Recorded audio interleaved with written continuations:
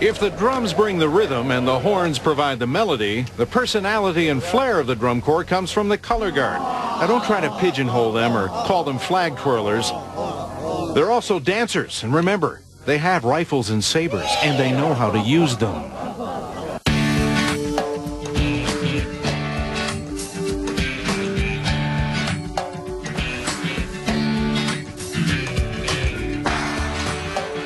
Well, the color guard adds visual enhancement to the show.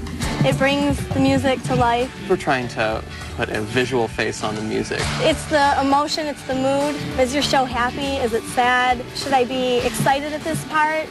And through the color guard, you can kind of get a taste of that. We can be expressive with our faces and with our bodies and be telling the story of the show. Your uniform and everything, it's all a giant character. It's not me going out there, it's a character. You're in theater. We're able to improvise a lot. I think that's one of my favorite things about Guard is that you are an individual. People can look at you and know you for your face and who you are and watch you perform specifically. We try to get the audience involved, get them to have fun as we have fun, get them to feel what we're feeling during the show. Whatever we're doing, we're trying to get people to look at us. It's the best feeling when you look an audience member in the eye, you totally mess with them and like just perform to them, and then you see them smile back at you.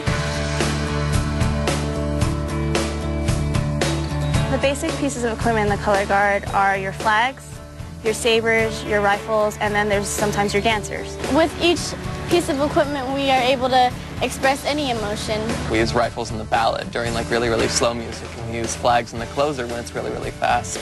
So there's not like a specific piece of equipment for a specific type of music. Everybody basically gets to do a little bit of everything, but we definitely have our lines.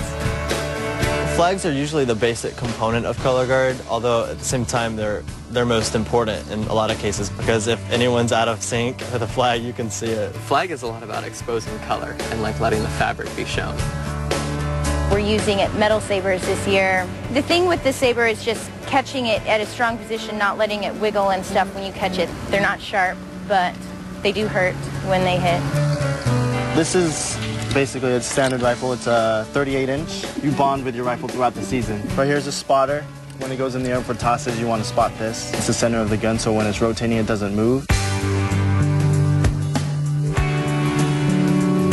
It's definitely harder than what people think it is. There's actually a lot more than you could imagine going into a single toss. I know exactly how many rotations it goes. I know exactly when it leaves my hands and exactly when it's supposed to come back and how many times it turns from the time that it leaves my hands until it comes back. Everything has its time and its place, and if you're not on it with that person directly next to you, then you're dirty. If a color guard goes out there and drops everything, you're not going to get a high score.